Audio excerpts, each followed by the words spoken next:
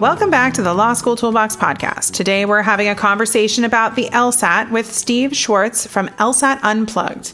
Your Law School Toolbox hosts are Allison Monahan and Lee Burgess. That's me. We're here to demystify the law school and early legal career experience so you'll be the best law student and lawyer you can be. We're the co-creators of the Law School Toolbox, the Bar Exam Toolbox, and the career-related website Career Dicta. Allison also runs the Girls Guide to Law School. If you enjoy the show, please leave a review or rating on your favorite listening app.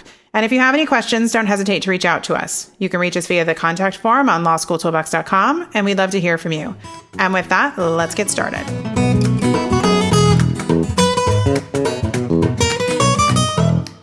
Welcome back to the Law School Toolbox podcast. Today we are chatting about upcoming changes to the LSAT with our guest, Steve Schwartz from LSAT Unplugged. Thanks for joining me, Steve. Thanks so much for having me on, Lee. Pleasure to reconnect. Absolutely. I know we were just having a chat before the podcast about how we had talked just a few months into the pandemic, what a different world it is now here in July 2021. Thankfully. Yeah. Lots of changes. And with all those changes out there in the world, the LSAT is once again going through some changes coming. Of course. So I think it's great that we're going to be able to talk about that together. So before we dive into the details about the changes of the LSAT, could you, we've had you on the podcast before, but I'd love for listeners who haven't heard your podcast before, if you could share a little bit about who you are, what you do, and how they can find you if they're interested in the work that you're doing. Yeah, sure. Thanks so much for asking, Lee. So again, my name is Steve Schwartz. I host the LSAT blog. I run the LSAT Unplugged YouTube channel and podcast. I have a live online LSAT course. We meet via Zoom several nights a week. I've been doing this since 2005, believe it or not. So it's been a very, very long time. I got into this back when I was considering going to law school myself, but I got sidetracked with the LSAT. I actually got completely obsessed with it, and I've since never looked back. I've created nearly 10,000 LSAT-related videos. I've got a daily podcast, multiple episodes going out every single day on both YouTube and the podcast, and I've got plenty more going on inside the course as well. So lots of things for folks to check out if they just search at LSAT Unplugged. Awesome. There's no judgment about being obsessed with tests when you're hanging out with my crew over here. I mean, that's kind of, it's like a secret club of people who like to think about tests. Yeah, I don't know what it is, but there is something about that instant feedback, getting those results, seeing what's going on there, and learning along the way. Yeah. We were just on my team putting together some curriculum about the Blue Book, which is how you do legal citations.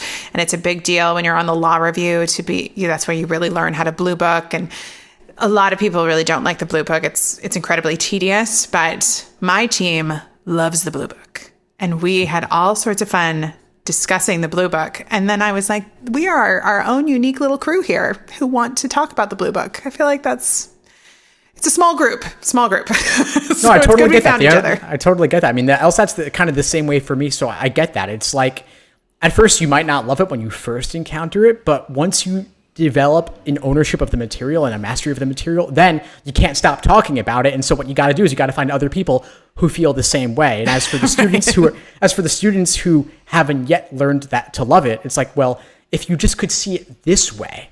Yeah. And I kind of want to show folks that way, and I'm sure you do too. That's the way you get into this, right? Totally. I mean, I think when I started studying, bar exams and things like that, like after I become a lawyer, when you start to study them from a different perspective, not the gatekeeping perspective, which I think is how we come to these exams, with like the fear that they're kind of the gatekeeper.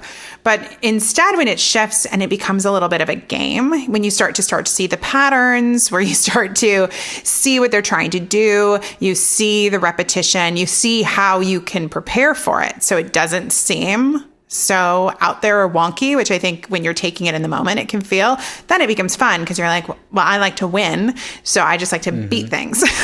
Yeah. I think this plays very well to like the stereotypical type A mindset that a lot of lawyers have. I understand that I have that mindset as well, but I think you're right. It's like, if you could just see the patterns, you can then demystify these exams and you'll see, hey, if you can do the practice ones, you can do the actual as well. It's the same thing, just with different window dressing. It's so true. I actually remember sitting in an exam. It was my last semester of law school. It was community property, which is a class that you just basically take in California, which is family law in California, basically. And I had taken this professor multiple times. I had taken her 4 constitutional law. I had taken her for family law. I really enjoyed taking her classes. She was brilliant. And when I got this third exam for her that I'd taken, I remember opening it up and reading it. And I, at that point, had studied so many of her exams because I'd taken multiple of these classes. I almost chuckled because I was like, I can tell exactly what you're asking for. I was just like, here you go. And I was so successful in that exam. But it was an interesting way to kind of end my my law school career, of this idea of like, wow, when you really get to know how somebody writes a test, the test becomes very direct. And it really kind of started to change my perspective on the need to study the actual test and not just, study law or, prepare for things in different ways. Agreed. The nice thing about that is if you actually can narrow your focus to just the exam, there's really a limited set of things they're testing you on. Right. And so in exams like this, where they make so many of the previous test forms available, if you even just look at a handful of them and you analyze them the right way, you will see those patterns, and then you'll be well prepared to go into test day rather than trying to study all of law or all of logic, as a lot of folks try to do on the LSAT. Yeah, I mean, they can only get so creative. It's just, these tests are really hard to develop. I think people forget that. They think that they just can get super creative and create these off the wall things, but they can only do so much of that. These tests are not easy. And so they're going to be somewhat repetitious at a certain point. Or there's going to be repetition at a certain point. Yeah. They're very clever in the tricks they create. But in a way, they're also kind of lazy in that they reuse their best tricks. They're like, this one was fantastic. This initial logical reasoning question on the LSAT was about climate change. Let's make it instead about heart disease or car accidents. Right. So the trick underlying it is the same, just the window dressing is different. And so I think that's one of the benefits of studying these old exams, that you see the new ones just the same thing. Exactly. And the same, I think, becomes true in law school exams and definitely for the bar exam, especially on really heavily tested topics where you can get, essay after essay after essay. It's like, I always think of professional responsibility, which they test in California almost every single season. And I mean, I could tell you a list. It's like, this is the duty of loyalty, but someone's going to sleep with their client, or there are going to be multiple partners trying to be represented by the same lawyer. I mean, it's like you start to come up with tick off a list of these fact patterns that you're going to see because they're only so creative in the fact patterns. That's so cool. What I love about this especially is that what pre-laws need to do to get into law school, to master that exam, it sounds like it's a lot of the same things they need to do in law school and for the bar exam as well. So it's about spotting these patterns, understanding the reasoning, and then just reapplying it to different situations. Yeah, I think the main difference is that you don't have that body of law that you're trying to study. You're really just trying to study the test. And I'll be honest, I don't think I really viewed it that way when I was studying for the LSAT. I'm trying to remember how I viewed it. I viewed it as something I was trying to do at night after work, I guess. But I don't know that I wasn't as into test taking as a skill at that point, which is ironic because I was tutoring for the SAT in law school. But I think actually tutoring for the SAT once I was in law school as a part-time job is really when my perspective on exam taking shifted. Because then I think you study the test in a different way to teach something. I mean, it's always different to teach it than to try to learn it for yourself. And it started as soon as I started to really dig into the patterns of the SAT. It was almost like in hindsight, I'm like, oh, maybe I should have prepared for the LSAT in a different way. Maybe that would have been better. Because I just don't think I dove into it and studied it in the same way as I needed to, even going back to SAT math to be able to teach people SAT math. I hear you on that. I mean, hindsight's always 20/20, but the cool thing is that you eventually did adopt that mindset. I can definitely think back to my history. I adopted it with the LSAT only after several months of trying to study for the LSAT, almost because everything else I was doing just wasn't working. But if I could see the exam from the test maker's perspective and see those patterns, that's when everything radically shifted for me. But I'm not a standardized test geek by any stretch. I did not apply any of this mindset to the SAT back when I was studying it or any of those other exams I took up to that point. The LSAT was really where it changed for me. And I think part of it just because the reasoning on this kind of exam, similar to how I suspect it is for law school and the bar exam as well, is that it's fundamentally different in nature. Yes, there are patterns in so many of these exams, but these are not really tests of content, not really tests of memorization, right? I mean, that's why law school exams are generally open book, right? Yeah, depending on the law school, but yeah. And then is the cruel, like, epilogue to that, which is the bar is not. So you can get like sucked in depending on your law school. My law school did mostly closed book exams, but ironically, I feel like the higher quote unquote ranking the law school you go to, the more into the Ivy League you get, the more open book exams you get.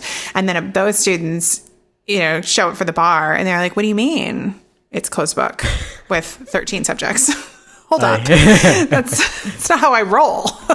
Yeah. All right. So just as like, I guess a later pandemic surprise, just keeping everybody on their toes, the LSAT decided to go ahead and change things up again coming in August 2021. Could you go ahead and summarize for our listeners who may not know what's coming down the pipeline, what the changes are? Yeah, sure. So basically, once the pandemic hit, the Law School Admission Council, LSAC, they switched the exam to be online, and they went to a 3-section format. They also changed the name temporarily to be the LSAT Flex, indicating what? Flexibility, maybe that it wasn't the regular LSAT, maybe it wasn't the long-term plan.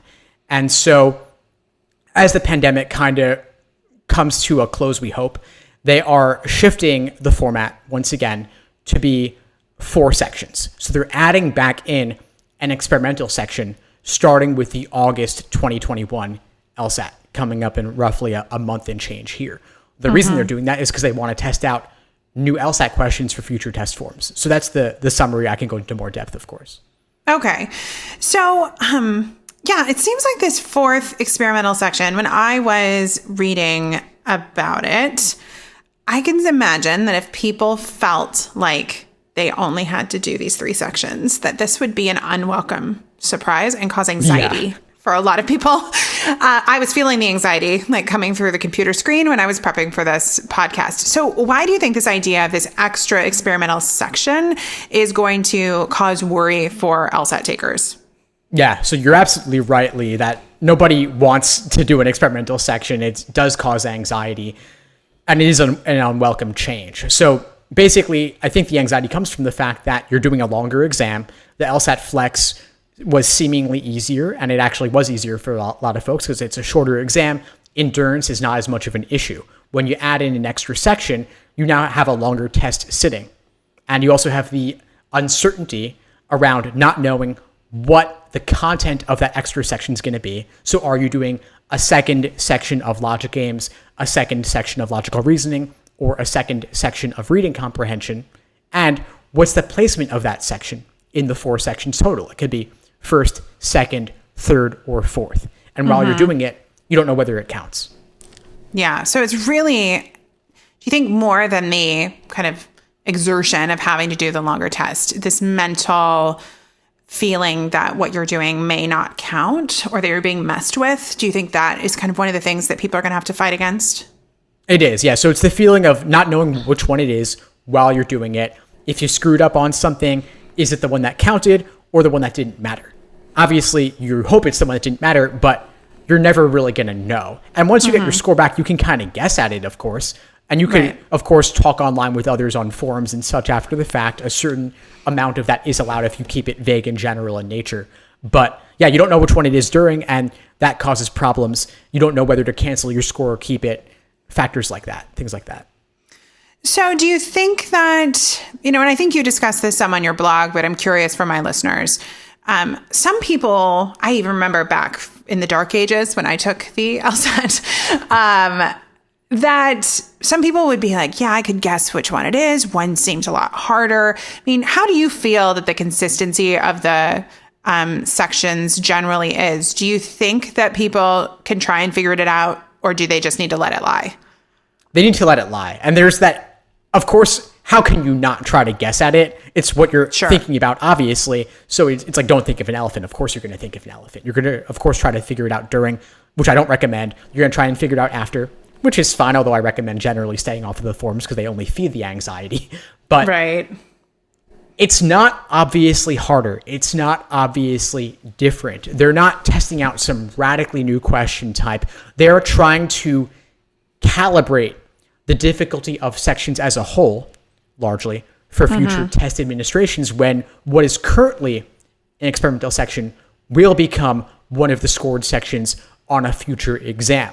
But these are very subtle differences in difficulty. It's not like you're going to have 4 super tough logic games on the experimental and then 4 average difficulty ones on the actual. It's not like that. Got it. And they're not different question types either. It's just basically maybe on a scored section, you have 1 easy, 2 moderate, 1 difficult, because there are 4 logic games total in a section. And then on the experimental section, maybe it's like 2 easy, 1 moderate, 1 difficult. But where do you draw the line between easy and moderate? These are all shades of gray. Even I wouldn't be able to tell during a section. I'm in the mix working on it, as the students should be as well. Yeah. So like most things with these exams, you really have to not let your head get in the way and play the game that you're given. And here the game is you need to, from my perspective, you just need to knock out of the park whatever is given to you. And then like let LSAC worry about what is the counted sections and not the counted sections. You just need to show up for all of them. Exactly. You need to give your full effort on every section as if it was scored. Mm-hmm. So with this experimental section, any changes in scoring, like kind of numbers of questions in the sections, how the questions are broken up, everything stays consistent?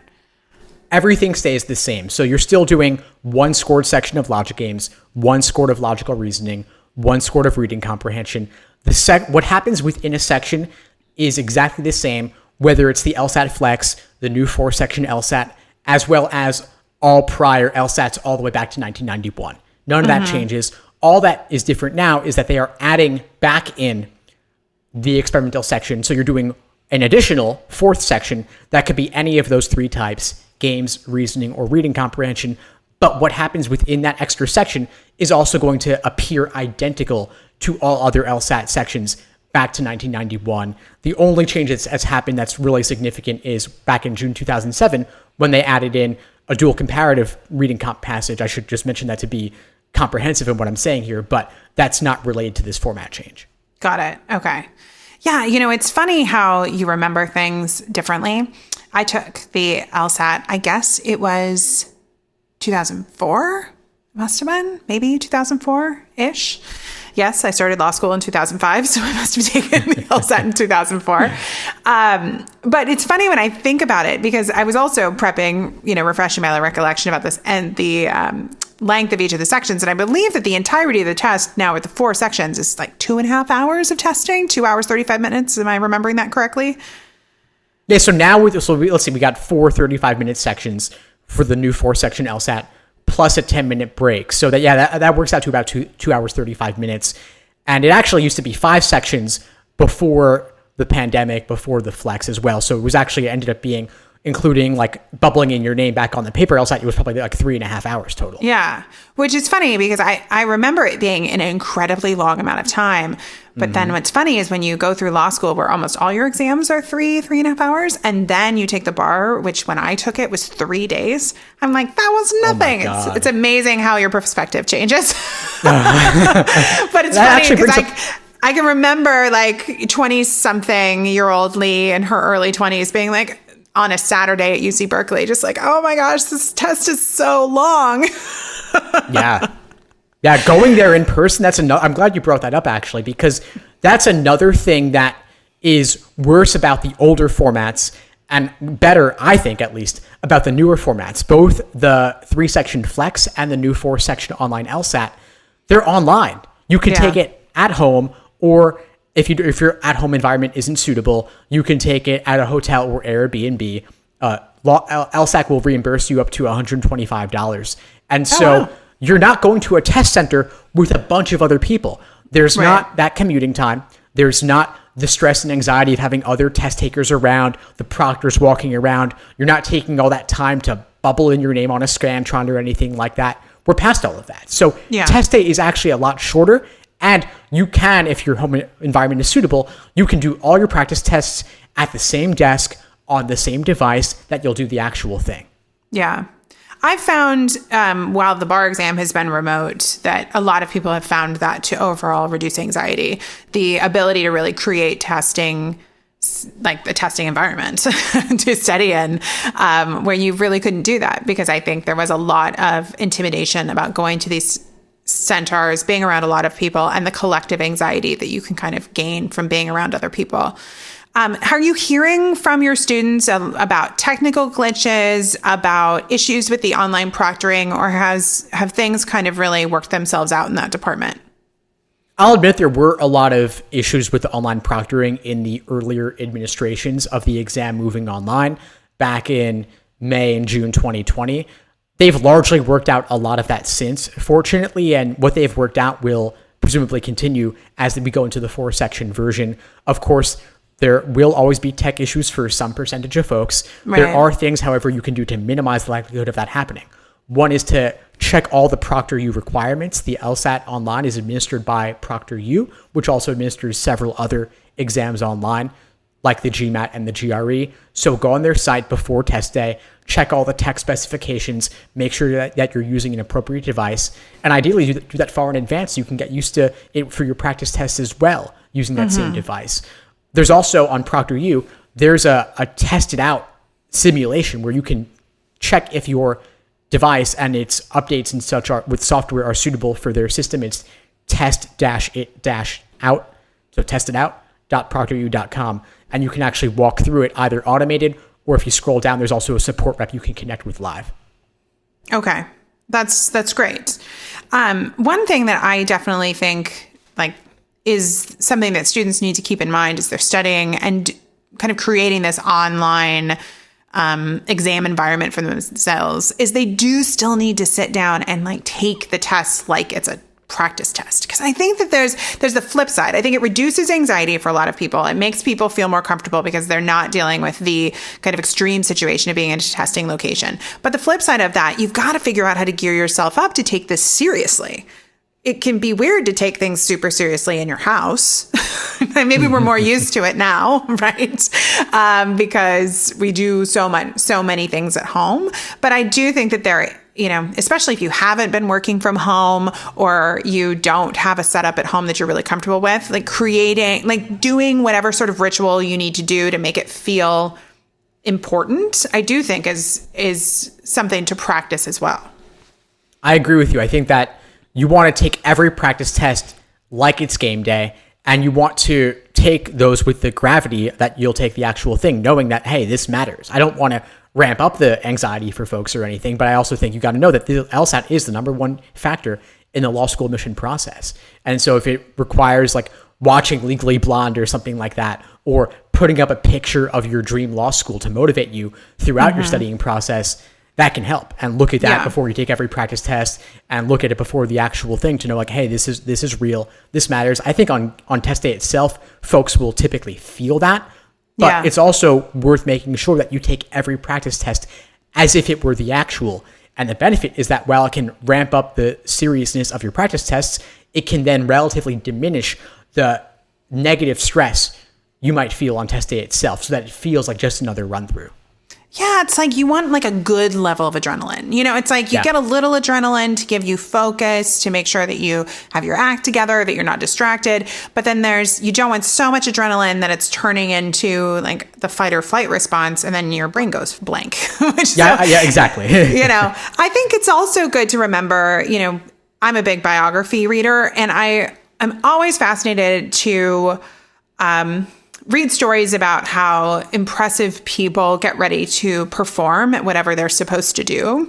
And I thought it was interesting. I just started listening to Brandi Carlile's autobiography that she recently wrote called Broken Horses, which if any of our listeners really like audiobooks, a friend of mine told me I had to listen to it because she reads it and she sings on the book. Unbelievable. Oh, wow. Highly recommended. Anyway, but she was talking about being a stage performer, and that from a very young age, she felt that she had to get dressed in a certain way to present a certain persona on stage, and that there was something about putting on this costume almost to make it feel very real, and that there was a respect for the performance. And I think that type of a feeling, even for lawyers who practice law, there's this or practice law in court specifically, of putting on the suit is kind of like putting on this this persona that performs at a certain level. And I think when you're doing these tests at home, where you can be in your PJs if you want, or your fuzzy slippers, or whatever is comfortable to you, there's that line, because you do still have to decide, like, what are you going to do to get into the mindset? And I think you've got to play with that, because everybody's is going to be different. It's like some people perform really well in their pajamas. Some people don't.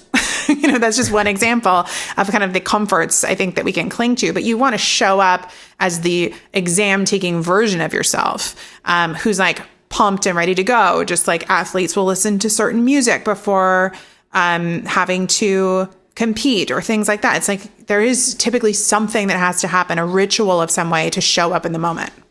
Yeah, I totally agree. And you're right. It's going to be different for every person.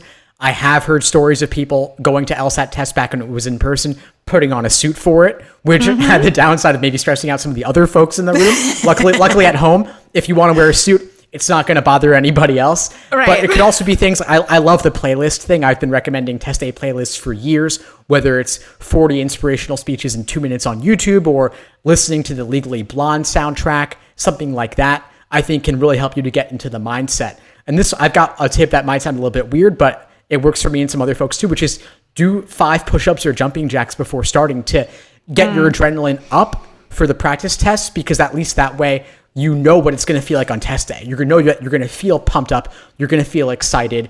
And so if you can practice reducing that a little bit for yourself, training your body in that way, training your mind in that way, I think it can only help. Yeah.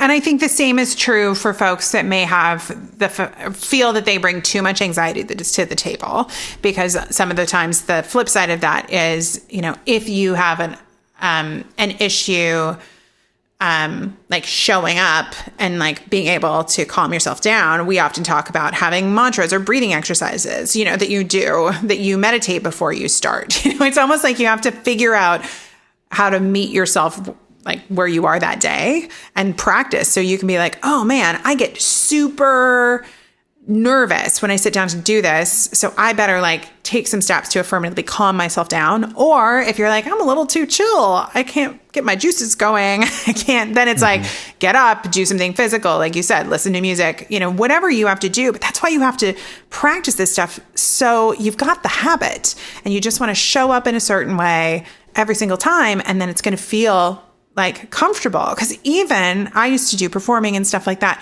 Even when you would show up for a performance, there was always adrenaline, even if you were incredibly prepared. But like if you get used to it and you know how to use it, then it's helpful. Exactly. You got to put yourself in those situations. And so I think a lot about acute stress versus chronic stress when we're talking about things like adrenaline, taking the test and such. I mean, chronic stress while you're studying for the LSAT for 3 to 6 months or longer, obviously, that's not going to serve you to be in a constant state of worry that entire period. But alternative, and that's where things like mindfulness meditation can help, which I also highly recommend. But acute stress in terms of like, okay, well, maybe once a week or twice a week at most, I'm taking a practice test. That's stressful because I place importance on the practice test score. And on the one hand, you don't want to place too much importance on those scores because it's not the real thing and you don't want to be stressed out needlessly. But the benefit is that you get used to that feeling of the heart lifting and racing and knowing that, hey, what's going to happen, and dealing with that for 2+ hours. You're going to have that on game day also. Better get used to it and know how to bring yourself back down. And that's where mindfulness can help, not only before the exam to center yourself, but then going in, if you get bogged down on a question, you panic as a result, knowing how to snap yourself back out of that. Yeah, no, it's very true. You gotta be able to come back from something frustrating, something demoralizing. It can happen, and you've got to be able to not throw up your hands, and keep fighting, because you don't know. That could be the experimental section for all you know at that point in the moment. Okay, so with this new 4 section, I'm a big fan of doing these full practice exams to work on issues of fatigue and focus, which I think a lot of people can struggle with. So how do you think you should set up your practice, especially as you march closer to the exam, to reflect the 4 sections? How do you make sure that you're ready for any of what is thrown at you? That's a great question. So I'd mix up any potential combinations. So you got your 3 scored sections, again, one of games, one of reasoning, one of reading comp, and then you have the 4th that could be anything. So first off is, okay, you say, well, the experimental section could be 1st, 2nd, 3rd, or 4th mixed in with the others. It could also be any of the types. And so you've got 4 different potential placements. You've also got 3 different types. So you're dealing with roughly like 12 different potential permutations. Plus you got to consider that games, reasoning, reading comp can appear in any order. So I'm not a combinatorics expert or anything, but there's a lot of different combinations you could end up with, right? So I feel a spreadsheet. This would require a spreadsheet. Yeah, so I mean, you can deliberately try to get every single combination in your practice tests. I recommend taking at least 10 practice tests, and I just talked about more combinations than that. So it's not like you have to do every single iteration or variation there, but I would say just randomize it. And LSAC's Law Hub, which is the best place to do practice tests since they look exactly like the ProctorU system on test day, take your practice tests in there. But the problem is that they only present it in the order with games being 1st, logical reasoning being 2nd and 3rd, and then reading comp being 4th. So you need to do them in out of order, which I recommend doing using self-paced mode. Yeah, that makes sense. I could even see like using index cards and just like mixing them up, just trying to randomize it. Yeah, grab bag. Yeah, or just like have, a friend give you an order. I think you can just kind of, especially if you're someone with a tendency to self-sabotage, I think giving it over to chance or someone else can also help you make sure that you do whatever makes you feel uncomfortable. Because if you hate logic games, you are less likely to want to do 2 of those sections when you sit down to do practice. But that's probably the most important thing to do, is to do the things that make you feel most uncomfortable. Oh, I hear that one all the time. Everyone says, I don't want to get 2 sections of games, or I don't want to get 2 sections of reading comprehension. It's like, well, if you don't want to do that, that means you need to do it that much more. So that if it did happen, it wouldn't be the end of the world. Hey, if you love logic games, doing 2 of them is no big deal. That wouldn't stress you out as much. And so your practice test scores could be inflated as a result. Yeah, so I absolutely agree there. I know. Nobody wants to have to study what they're bad at, but that's like pretty much... I don't know, as I get older, it's like, that's really what life is about. Doing the things that make you feel uncomfortable. That is where growth happens. In just about anything. So what do you think is coming down the pipe for the future of the LSAT? Do you think it's going to remain online in a permanent way? Do you think that the pandemic has kind of permanently shifted things? I do think it will remain online long term. I can't see a reason why they would move away from that. They made earlier efforts pre-pandemic to put the LSAT on a tablet. LSAT historians from 2+ years ago will know what I'm talking about. But the thing is that now that it's online, they've created this entire system around it, operations around it, invested in the system around it. I can't see them going back. The convenience of letting people do it at home, the convenience for LSAC of not having to book testing centers and hiring proctors who are doing it on the weekend as a side gig, who may not have the right instructions and experience and know how to administer it properly. I can't see them going away from that. ProctorU administers tons of exams. They know what they're doing. It may cost LSAC a little bit more to do it this way, but I think they probably save a lot in customer support. And just it's easier to not ship tablets everywhere. There were plenty of issues with that back when it was in person. They get to avoid all of that now. Yeah, I can see that. So I'm remembering during the pandemic, there was also some discussion about law schools, like really accepting the GRE, that maybe the LSAT wasn't going to have the same power as it used to. What do you think is kind of on the future for the admissions scores that are going to be used to do law school entrance? Yeah, there definitely are law schools taking the GRE, and that number is only growing. I think that law schools want to source more applicants however they can get them. And if the ABA isn't cracking down on the use of the GRE, which they're not, then I would see on a long enough timeline virtually every law school taking the GRE. However, it's still a very low percentage of applicants who are applying with the GRE and a very low percentage getting admitted with the GRE. The LSAT is still the main game in town. And I think for applicants, it's a way for them to show that they're serious about law school in particular. They're not just applying on a whim and also applying to tons of other grad schools as well. The LSAT, I believe, also has a more predictive power of first-year law school grades. And so I think it will still be the primary exam. LSAC has also done a lot to foster its relationships with law schools and serve them. And so I think that law schools will continue to seemingly prioritize it. Do you think students should consider doing both the GRE and the LSAT to see if there's one they outperform on? Or do you think it's better to try and just focus on one, that you think and just go all in? Well, it's hard to study for two exams simultaneously or even not simultaneously because you're learning two, preparing for two, taking the practice tests associated with two. So I think it'd be hard to do both, although if somebody already has a GRE on record, they could apply with it and see what happens if it's good enough. I also know that a lot of pre-laws hate math. And the GRE's got the math. I know. So I think that even though folks don't seem to like logic games that much either, or may not like reading comp, depending on their preferences, it still is better than math and brushing up on that. So I think that folks will still tend to favor the LSAT. Yeah, I think especially when folks have been outside of like a core academic environment for a long time, like if you've been away from school. I mean, I remember I took the GRE before I took the LSAT when I was still trying to decide what I was going to do with my life. And I remember at that point, like I'd been out of college for a few years, but I had also not taken math since my freshman year of college. I'd taken statistics and other things like that for my major. But going back and being like, whoa, triangles, geography, like, what? And I wasn't out of school for that many years. So if you're, if you've been out of college for 10 years, going back to take the GRE, it could be dusting off some old school skills for you, especially if you didn't do a major that required math. Oh, yeah. I mean, you did stats, so good on you for that. I never touched stats. I was a psych major, so I did psych statistics. So, I mean, not to discredit my excellence in statistics, but I mean, I had friends that were math majors and stuff. I was just basically using a computer program to run statistics. But still, I mean, you're right. That, math, most pre-laws tend more towards the humanities from what I typically see. And so what that means is that you probably, if you took any math in college, it was just a requirement. For me personally, I was able to avoid it and do evolutionary biology instead for my science requirement. So that covered it. So that was not even sounds much more fun than the calculus I took.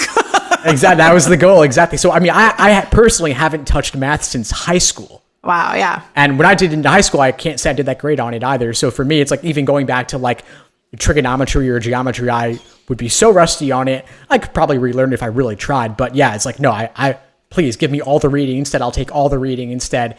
And if the LSAT has no math on it, then I'm good with that. Yeah, I think the joke is we're both parents and someday it's going to come back to haunt us because our children are going to do this work and then come to us with questions. Like we know something about it. Yeah. And then we'll have to either admit we don't know it or have to brush up on that exactly. just enough to Or we have to do what we recommend is go find an expert. Exactly. Who would like to be a math tutor? Exactly. Go look up a math tutor. Exactly. I know. I even have friends who are mathematicians and I'm like, why don't you do the math? And they're like, oh, I stopped doing math a long time ago. I do like patterns and I build models. It's like, oh, not even mathematicians do math? What? I know. Yeah, well, as you said, programs now, right? It's about programs now. It is about programs, yes, and models. Lots of modeling, whatever that means. All right. Well, as we are kind of coming to the end of our time together, for folks looking forward to exams in 2021, 2022, any final thoughts on how they should be thinking about preparing for these tests in this new format? Yeah, sure. The biggest recommendation I would have just to remind folks, honestly, that the LSAT has not fundamentally changed. Although you've got this extra section now, the content is still the same. So all your previous materials, all the previously administered exams, all of those prep tests are still perfectly useful. I also want to remind folks that, again, the LSAC Law Hub site always puts things in the same order. That's not going to be your order on test day necessarily. So make sure that you're mixing it up, every potential combination, in order to properly get ready for test day. Awesome. Well, thanks so much for virtually hanging out with me, Steve. Maybe someday when we're all allowed to travel again, we can do it even in person. What a novel idea. That would be fantastically. I'd love that. All right. Well, with that, we're out of time. If you enjoyed this episode of the Law School Toolbox podcast, please take a second to leave a review and rating on your favorite listening app. We'd really appreciate it. And be sure to subscribe so you don't miss anything. If you have any questions or comments, please don't hesitate to reach out to myself or Alison at lee@lawschooltoolbox.com or allison@lawschooltoolbox.com, or you can always contact us via our website contact form at lawschooltoolbox.com. Thanks for listening, and we'll talk soon.